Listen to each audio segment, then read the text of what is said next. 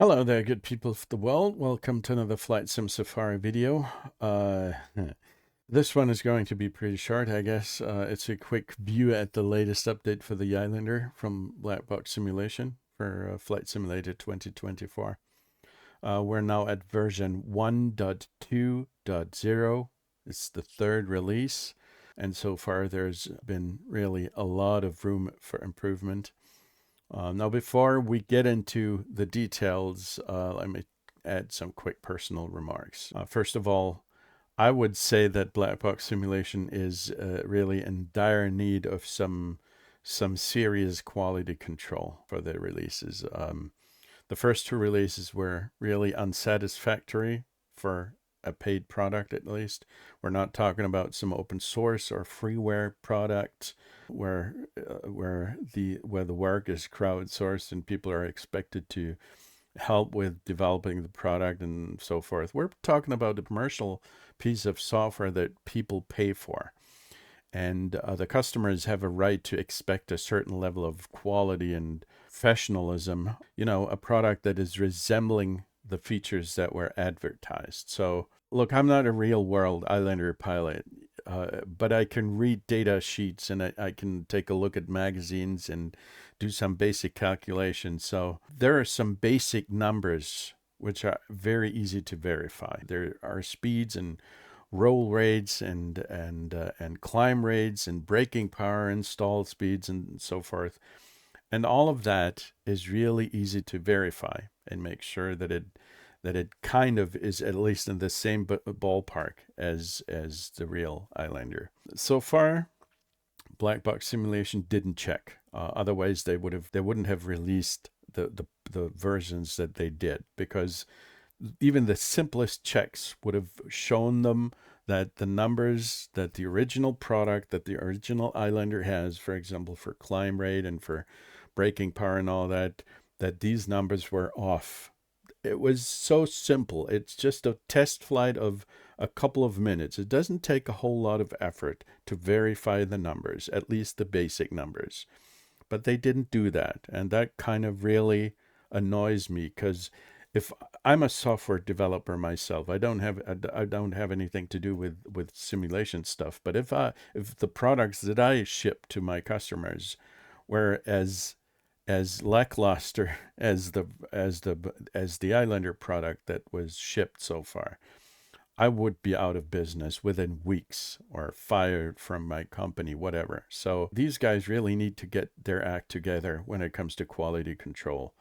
And currently, really, I have lost any faith in these guys to deliver a product that is even close to reality. Because what's happening is that they're guessing numbers, or they're not paying attention to details and all that. So this is going to be a last look. I mean, I'm not really willing to pay for their products and do the beta testing for them. It's the third release. And if this one doesn't really work as advertised and doesn't bring the product as close to reality as possible, then I'm out. I'm not going to ask for a refund. This is too much hassle, but I'm going to make sure that people know about their lack of professionalism, and I sincerely hope they get their act together, because I really like the Islander as a plane. I would like someone to be able to replicate this in the sim in a believable and realistic manner. That would be so awesome. And I think their model is right, and their intentions are right, but the kind of work that they do is unprofessional, and they really need to improve in that regard. So, without further ado, let's take a look at the version history. In the last video, I told you about this awesome tool which is called WinMerge, and we're going to compare three versions to each other. On the left-hand side, we have the Contender 1.0, which failed in some regards. In the middle, we have the Contender 1.1.0, which failed miserably at other details. And now we have 1.2.0, which is supposed to fix many of the issues that came up lately. Okay, so let's take a look at at the files of each of the versions that have been published so far. On the left-hand side, we have version 1.2.0, 1.0, which was the initial release. Then we have 1.1.0 in the middle. And now we've got 1.2.0 on the right-hand side. And we're going to take, as I said, we're going to take a look at each of the 4 files that I find interesting because they are kind of defining the way the plane flies, the way it behaves, and so forth.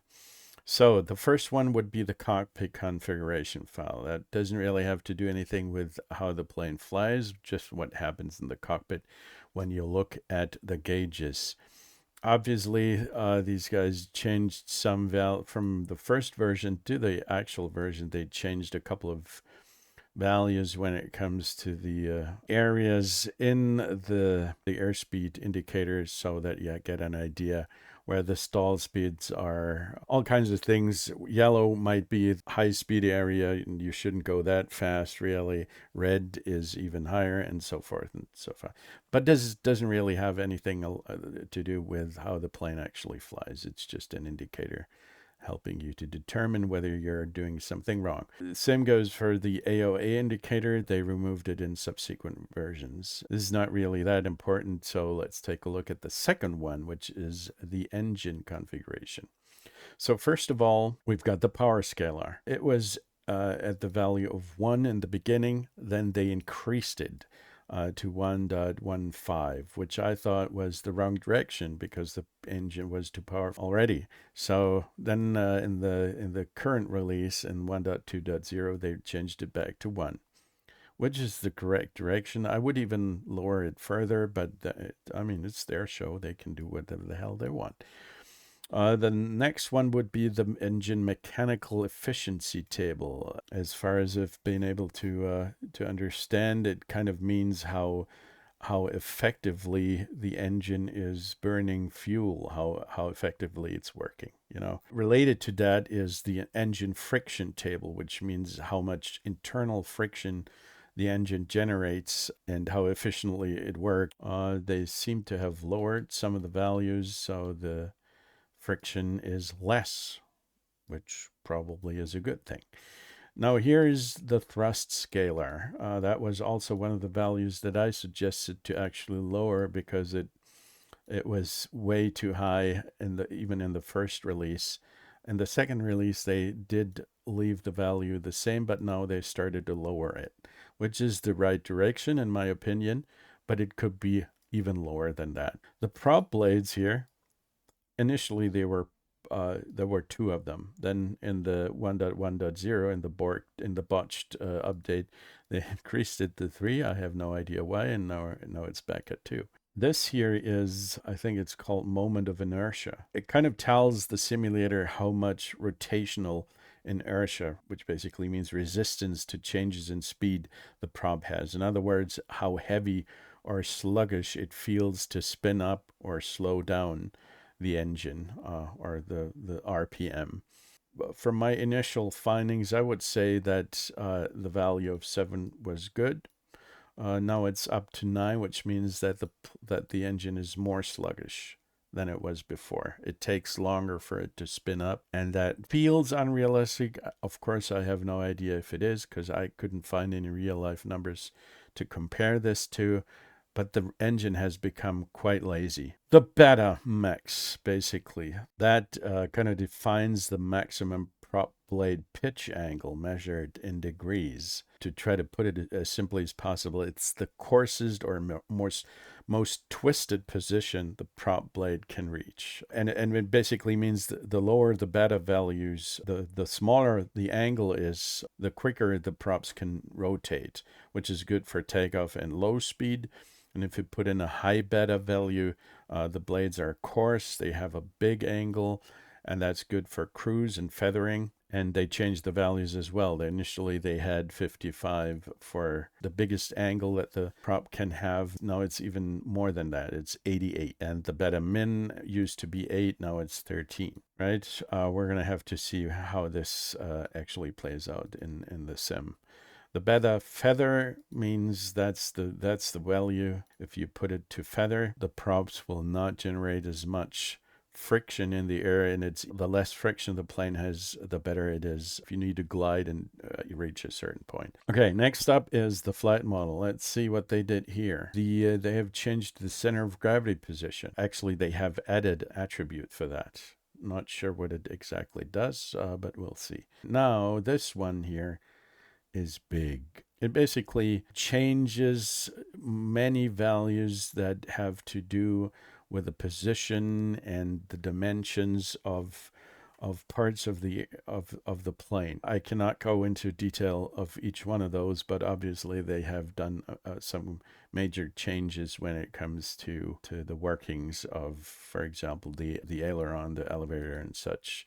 Some of these things seem to affect also the responsiveness of the plane, right? For example, if you have a higher limit for the elevator down or up, then it might make the plane more responsive to inputs and give it the ability to move vertically more quickly and all that. Trim up limit has been reduced. I don't know why, but there are a couple of values that have changed that affect the flight model. There's also the drag coefficient value. We've talked about this during the last video. The drag has been lowered. I'm not sure about these values. I haven't looked them up, but the AOA table has changed again. We've talked about this before. They have changed it back to the original values, which is good because at that point, this little value here meant, as people have seen in the version 1.1.0, the closer the plane got to the stall speed, the less lift it would generate and stall more easily. So no, they've put it back to the original value, which is a good thing. Right, there are some more changes toward some flight tuning values. They have added some more drag. They have raised some of the drag values. They have increased the effectiveness of the elevator, aileron, and rudder quite significantly so if you compare it to the previous values, which means that the plane should move a lot quicker on all axes. They reduce the stability somewhat, which might also be a good thing because then it feels a bit more lively, for example, circumstances where we have turbulence or something like that. And there we have a couple of additional values when it comes to drag. Some gear flex changes. We'll see about that. They have again changed the position of the flaps and raised the speed where the flaps will be damaged. The drag scalar has been reduced significantly, which is a very good idea because last time we tried to fly this plane, once you extended the flaps fully, the plane would literally drop out of the sky, which didn't make any sense. So the differential brakes, we're now at the systems configuration, the differential brakes. So the brake performance has increased significantly. It used to be 0.0, then it used to be 0.7.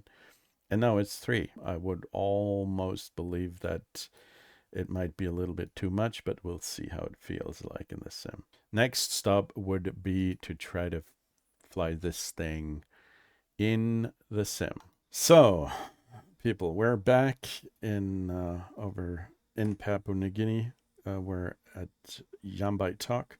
That is the airstrip that we used in the first two videos about the Islander. So we're going to have some continuity when it comes to testing the plane. So the first thing we should, of course, do is remove the covers. Oh, there's something else to click on. Oh, dude. What is happening? I can remove the cover of the engine. Either I was too stupid to recognize that before, or that's something that I put in. But that is awesome. It's got a 6-cylinder engine from Lycoming. So you can actually take a look at the details of the engine. It's not too detailed, of course, but it's a nice little gimmick, right? Okie dokie, let's get into the plane. First of all, let's make sure all the controls are working. They seem to. So there's the prop de-ice that did work before. Okay, these guys fixed it, actually. The airframe de-ice seems to be working now. Oh, and then the pitot as well. Awesome. Now I'm interested in if they actually do work. There is a little tool called X's and O's.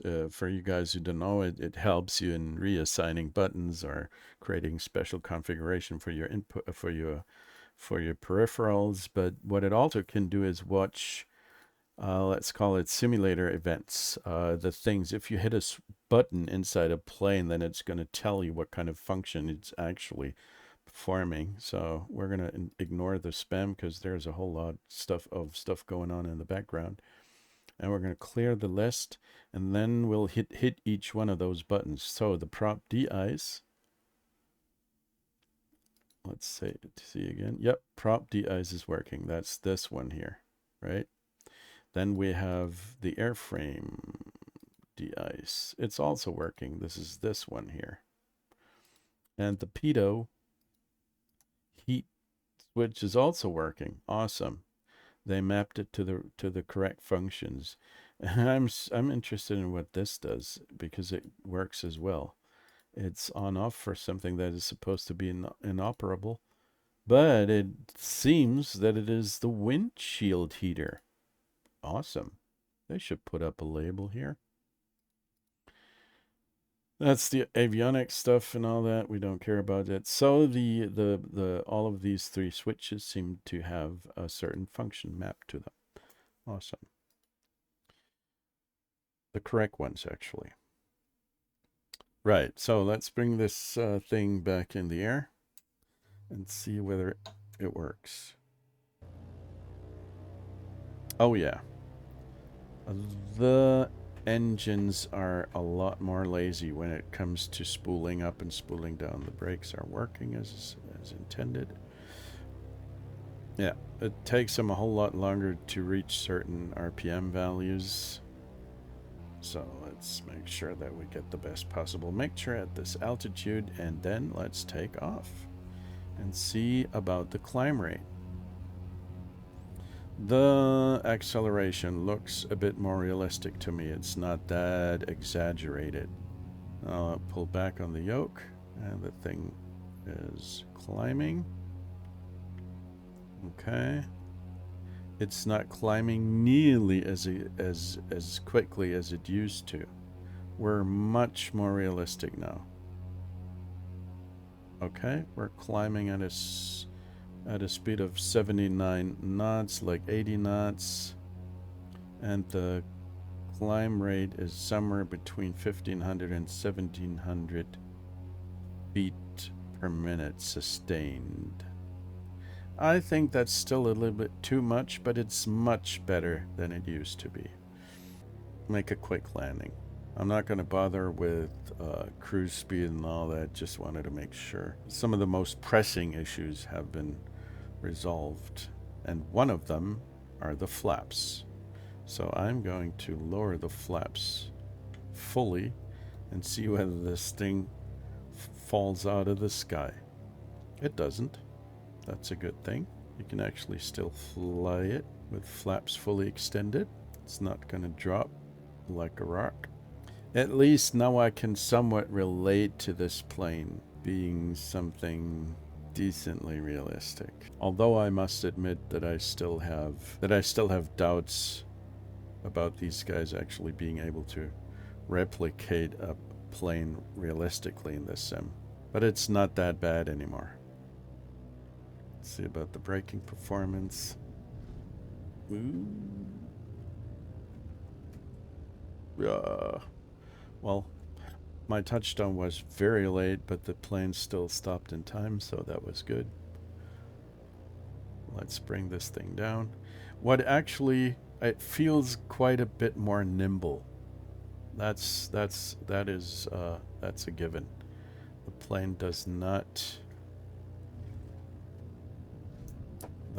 does not anymore need about 10 minutes to turn from one side to the other, which is a good thing, right?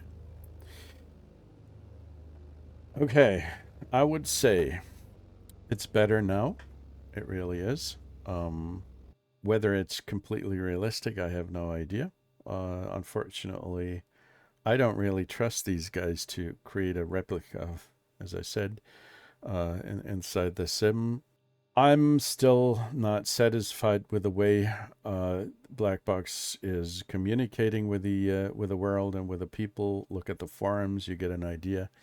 They expect other people to do their hard work for them, which I think is not an appropriate way to deal with customers. They pay for you.